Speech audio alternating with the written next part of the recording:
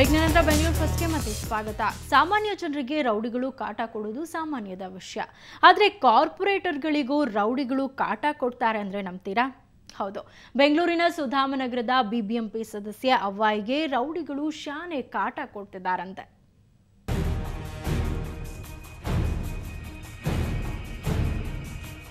ಬೆಂಗಳೂರಿನ ಸುಧಾಮನಗರ ವಾರ್ಡ್ನಲ್ಲಿ ರೌಡಿಗಳ ಆರ್ಭಟ ಜೋರಾಗ್ಬಿಟ್ಟಿದೆಯಂತೆ.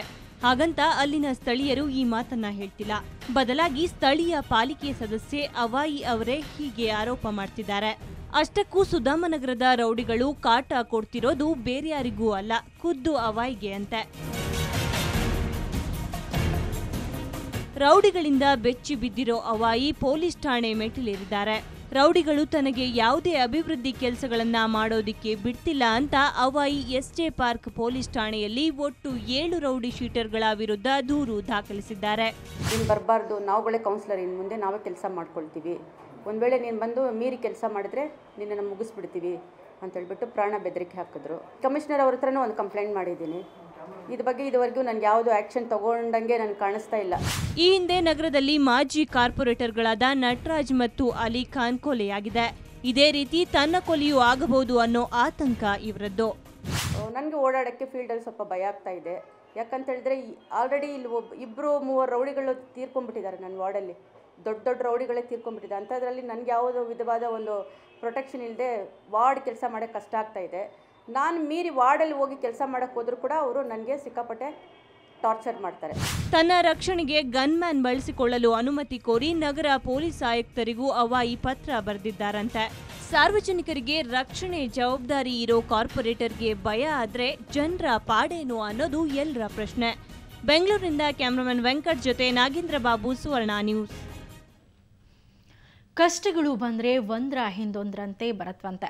ಈ ಕುಟುಂಬದ ಕಥೆಯೂ ಅದೇ ಆಗಿದೆ. ಮಗನ ಆರೋಗ್ಯ ಸರಿ ಹೊಂದಿದ ಅನ್ನುವಷ್ಟರಲ್ಲಿ ಮತ್ತೊಂದು ಸಮಸ್ಯೆ ಹುಟ್ಕೊಂಡಿದೆ. ಅದೇನು ಅಂತ ಬನ್ನಿ ನೋಡೋಣ.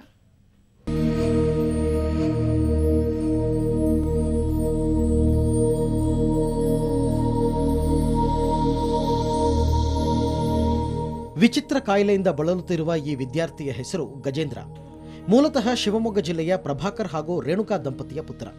ಮುಂಚೆ ಈ ಬಾಲಕ ಚೆನ್ನಾಗೇ ಇದ್ದ.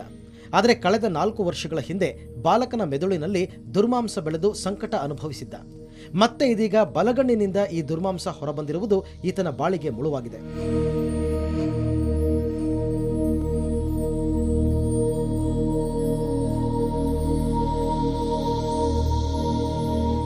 ಮೊದಲೇ ಬಡತನದಲ್ಲಿ ಬೆಂದಿರುವ ಕುಟುಂಬ ಸಾಲ ಸೋಲ ಮಾಡಿ ಲಕ್ಷಾಂತರ ರೂಪಾಯಿ ಖರ್ಚು ಮಾಡಿ ಚಿಕಿತ್ಸೆ ಕೊಡಿಸಿದ್ರು. ಈಗ ಮತ್ತೆ ಚಿಕಿತ್ಸೆಗೆ 3 ರಿಂದ 4 ಲಕ್ಷ ರೂಪಾಯಿ ಬೇಕಾಗಿದೆ.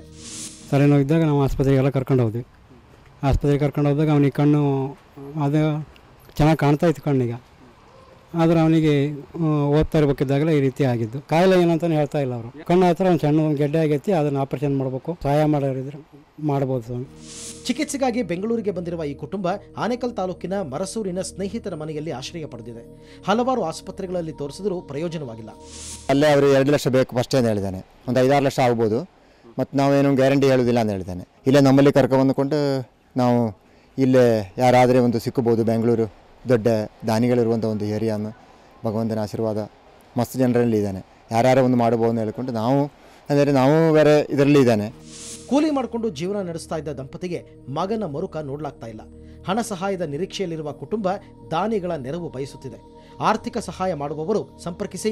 ಕರ್ನಾಟಕ ಬ್ಯಾಂಕ್, ಮಾರ್ಕೆಟ್ ರೋಡ್, ಸಾಗರ ಬ್ರಾಂಚ್, ಅಕೌಂಟ್ ನಂಬರ್ 712210102426 ಇಲ್ಲಿಗೆ ಹಣವನ್ನು ಪಾವತಿಸಬಹುದು. ಕ್ಯಾಮರಾಮನ್ ರವಿಕುಮಾರ್ ಜೊತೆ ಮಂಜುನಾಥ, ಆನೇಕಲ್, ಸುವರ್ಣ ನ್ಯೂಸ್. ಈಗ ಸಿಟಿ ರೌಂಡ್ಸ್. ಯಲಹಂಕದ 11 ವಾರ್ಡ್ಗಳ ಪೌರ ಕಾರ್ಮಿಕರಿಗೆ 2 ತಿಂಗಳ ವೇತನ ಬಾಕಿ. ವೇತನಕ್ಕೆ ಒತ್ತಾಯಿಸಿ ಪೌರ ಕಾರ್ಮಿಕರಿಂದ ಬೃಹತ್ ರ್ಯಾಲಿ. ದಲಿತ ಸಂಘರ್ಷ ಸಮಿತಿ ಸಾಥ್. ಬಾಯಲಿಕಾವಲ್ ಗೃಹ ನಿರ್ಮಾಣ ಸಂಘದಿಂದ ನಾಗವಾರದಲ್ಲಿ ನಿವೇಶನ ಹಂಚಿಕೆ ಪ್ರಕರಣ. ಭೂಮಿ ಮಾಲೀಕ ರೈತರಿಗೆ ನಿವೇಶನ ಹಿಂತಿರುಗಿಸಲು ಸಚಿವ ಸಂಪುಟದಲ್ಲಿ ನಿರ್ಣಯ. ಸ್ಥಳೀಯ ಸಂಸ್ಥೆ ಚುನಾವಣೆಯಲ್ಲಿ ಹೊಸಕೋಟೆ ಪುರಸಭೆಯಲ್ಲಿ ಕಾಂಗ್ರೆಸ್ ಜಯಭೇರಿ ಹಿನ್ನೆಲೆ ಗೆಲುವು ಸಾಧಿಸಿದ ಅಭ್ಯರ್ಥಿಗಳಿಗೆ ಮಾಜಿ ಶಾಸಕ ಎಂಟಿಬಿ ನಾಗರಾಜ್ರಿಂದ ಸನ್ಮಾನ. ಕನ್ನಡ ಪುಸ್ತಕ ಪ್ರಾಧಿಕಾರದ ವತಿಯಿಂದ ಅತ್ಯುತ್ತಮ ಪ್ರಕಾಶನ ಪ್ರಶಸ್ತಿ ಪ್ರದಾನ. ಕಲಬುರಗಿಯ ಸಿದ್ದಲಿಂಗೇಶ್ವರ ಪ್ರಕಾಶನಕ್ಕೆ ಪ್ರಶಸ್ತಿ. ಜ್ಞಾನಪೀಠ ಸಾಹಿತಿ ಅನಂತಮೂರ್ತಿ ಅವರಿಂದ ಪ್ರಶಸ್ತಿ ಪ್ರದಾನ.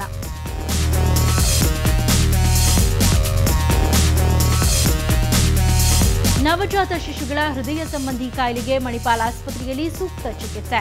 ಸ್ವೀಡನ್ನ ವೈದ್ಯೆ ಅನ್ನೆ ಡೇವಾಲ್ರಿಂದ ಹೊಸ ಸಂಶೋಧನೆ. ಭಾರತದಲ್ಲೇ ಮೊದಲ ಬಾರಿಗೆ ಮಣಿಪಾಲ್ ಆಸ್ಪತ್ರೆಯಲ್ಲಿ ನೂತನ ಯಂತ್ರ ಬಳಕೆ.